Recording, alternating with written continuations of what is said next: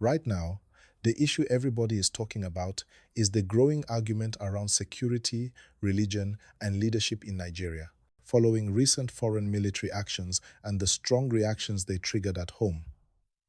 What happened next is what has really caught public attention. A Catholic deacon has openly challenged the Nigerian government, calling on President Bola Ahmed Tinubu to arrest Islamic cleric Sheikh Ahmad Gumi, accusing him of speaking in a way that appears to defend violent groups at a very sensitive time.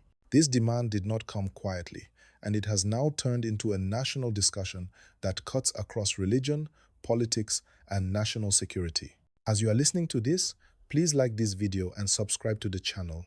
It really helps us bring you more real-time stories like this, and it also supports independent news analysis.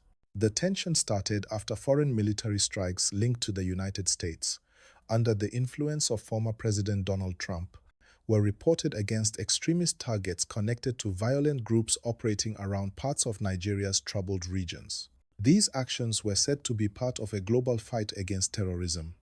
But back home, reactions were mixed. While some Nigerians welcomed any effort that could weaken armed groups, others felt uncomfortable with foreign military involvement on Nigerian soil, worrying about sovereignty, civilian safety, and long-term consequences. Sheikh Ahmad Gumi, who has been a very vocal religious figure for years, reacted strongly to these developments. He questioned the approach, warning that heavy military action, especially involving foreign powers, could make the situation worse rather than better. According to him, such strikes risk harming innocent people and increasing anger within already tense communities.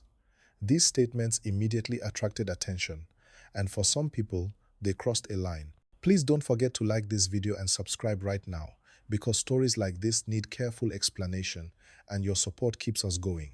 Soon after, a Catholic deacon and author, Nick Donnelly, came out strongly, saying that Sheikh Gumi's comments were dangerous.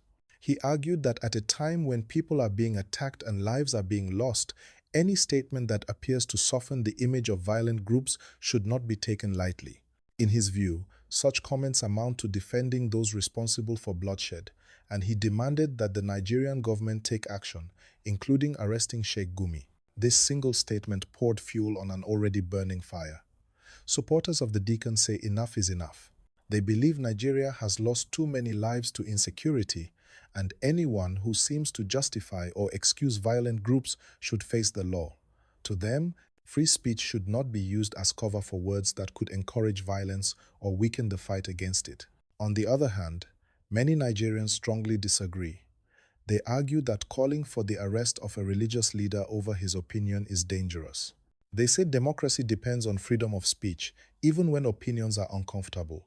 According to this group, silencing voices through arrest could deepen division and push the country further apart. Please pause for a moment, like this video, and subscribe if you haven't done so. It helps the channel grow and ensures you don't miss important updates like this.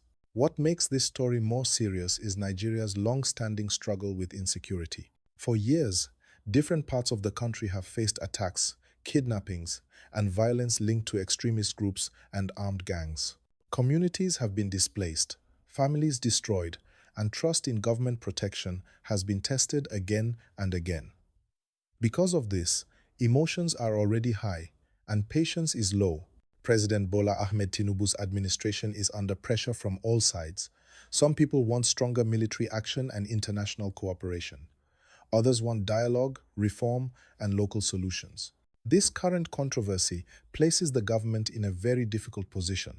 If the government moves against Sheikh Gumi, critics may accuse it of targeting religious voices. If it does nothing, supporters of the Deacon may say, the government is weak on security. Like this video and subscribe now, because this story is still unfolding and your support keeps us bringing you clear and balanced updates. Another important angle many people are discussing is the religious balance of Nigeria. The country is deeply divided along religious lines, and any action involving religious leaders can easily be misunderstood. Analysts warn that turning security debates into religious confrontations could make peace harder to achieve. They stress that insecurity should be addressed carefully without creating new divisions between communities that must continue to live together. At the same time, many Nigerians are simply tired. They are tired of debates, tired of arguments, and tired of burying loved ones. To them, the focus should not be on who said what, but on real solutions that will bring safety back to villages, towns, and highways. They want action that produces results, not just loud statements. Please remember to like this video and subscribe so more people can hear and understand this issue clearly. This situation also raises a serious question about words and responsibility. Religious leaders, political leaders, and public figures all have influence. When they speak, people listen.